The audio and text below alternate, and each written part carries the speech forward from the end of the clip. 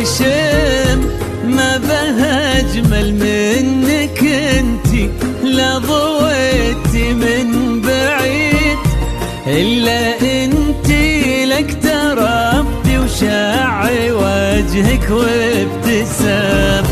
مقبلة وممشاقي يا نسيم من الحسن الفريد، ينحسد حتى على ظلك وخطوات القدام.